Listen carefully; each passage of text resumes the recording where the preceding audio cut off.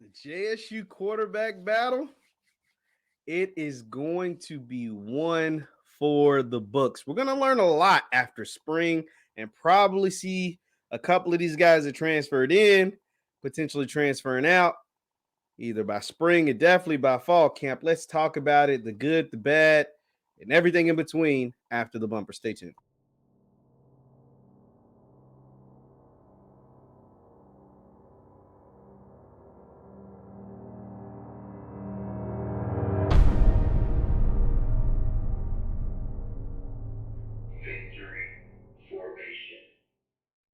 What is going on, everybody? What is going on, everybody? My name is JeffLightsyJr. This is the Victory Formation Sports Show right here on JeffLightsYJr. YouTube, Facebook, and wherever you get your podcasts. Be sure to hit that thumbs up button as you come on in, support the channel. We got a lot of great things coming for this channel, so continue with that easy support. Just hitting a thumbs up, leaving a comment either in the chat or in the comment section. I always read all of them in the comment section, by the way.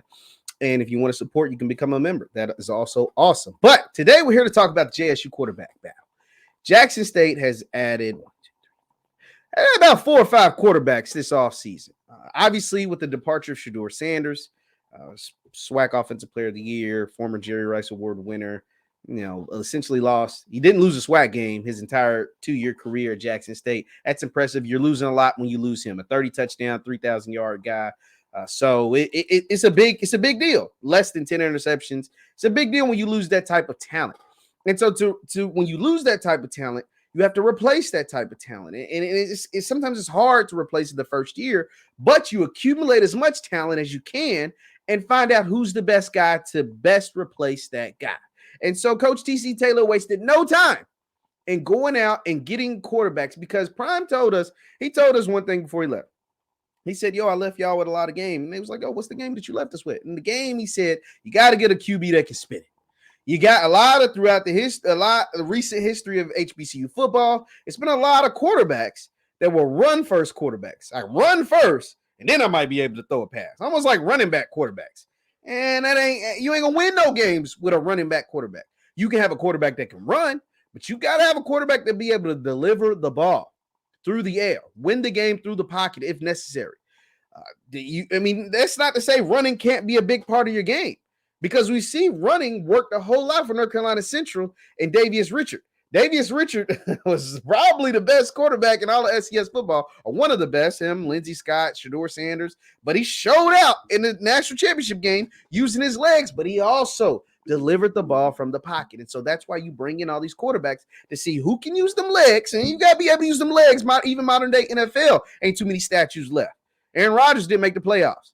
You know what I'm saying? Brady like the last one standing in the modern NFL. I mean, he's an anomaly. You're not going to be Brady. Let's just put it out there. So you got to be able to use them legs, but you have to be able to deliver the ball from the pocket. And so in getting the right signal caller, Coach TC went out there and added Jason Brown, a South Carolina, Virginia Tech transfer. You added Zy McDonald, a Louisiana Lafayette transfer, also from the SIP. Philip Short, a JUCO transfer, also from Jackson. He's from Jackson, Mississippi. PJ Hatter, a guy out of Houston, Texas that scored 66 touchdowns his senior year. I don't care who the hell you're playing against. You score 55 passing touchdowns, you can spin it. Adding another 11 touchdowns on the ground, you can spin it. And from what I've been told, there's potentially another quarterback coming in, but we won't know that until February signing day. So we'll have to wait and see. But there's 4 and potentially 5 signal callers that have been added to the roster. Now, when you add 5 players in one position, at receivers, all right. Cornerback, D lineman, O lineman, honestly, it's a good thing because at those positions, you need depth. In those positions, you can play 2, 3, 4, 5 at a time. Linebacker, whatever. Quarterback, you can only play 1 at a time. So somebody's going to be left disappointed. And now, here's the thing. You really just don't think a true freshman is going to start. So PJ Hatter, unless he just comes in and kills it, and also he's not enrolling early from what I understand. And so he's going to miss the spring ball. He's not going to get in until June, July. He's going to have all the fall camp to make up any ground, but they're going to have the head start. They're going to have the playbook already. They're going to know the calls. They're going to know the players. They're going to know the receivers, the timing. The other 4 guys are going to get all of that during spring. because we seen from the football vlog that I posted about that was awesome, by the way. Shout out to Riggins. They're going to get all that time that Hatter won't have. So Hatter we can probably etch him out as the starter. So boom, that's one. So now we're down to three. Jason Brown, Zy McDonald, Mississippi native, and Phillip Short, Mississippi native. And so just off the tape that I've seen, now all these guys have limited tape as far as during college. Jason Brown's been at a few different spots, but really hasn't gotten his chance to shine as a true starter since he played in an FCS program. Now, at the FCS program, he's shown he could spin it. And even there in limited duty at South Carolina, he showed he could spin it. But South Carolina brought in Spencer Rattler. He's like, okay, I need to move on. Then Virginia Tech, he thought he'd have a chance. And I watched his interview from Tiger Talk, and it was awesome. He thought he'd have a chance. Didn't really get the chance he wanted. So he doesn't have a whole lot of tape in recent years. But he's had a lot of eligibility, and he wants to use this last year. He really fully, like just from listening to him, he fully expects to come in here and win this job. And all of them feel that way. Don't get it twisted. Zy McDonald, same way. Didn't really get his chance. He was an all-star, star-type player in Mississippi high school, player of the year type player. Awesome. Run around. He's a smaller guy. Now, the Jason Brown is bigger. 6'3", 225, 230. Bigger guy, big strong arm. Not as mobile as a Phillip Short or a Zy McDonald, but he's bigger, stronger. He can deliver the ball from the pocket. Jackson State fans are used to see a quarterback who isn't the most mobile. Shedeur wasn't the most mobile, but can use his legs in spots. But Shedeur had a nice arm and was accurate. And that's the key. Whoever wins this job, whether it's Brown, whether it's Phillip Short, who I like Phillip Short a lot because he played under the Bo Wallace system at JUCO, put up crazy JUCO numbers, JUCO All-American.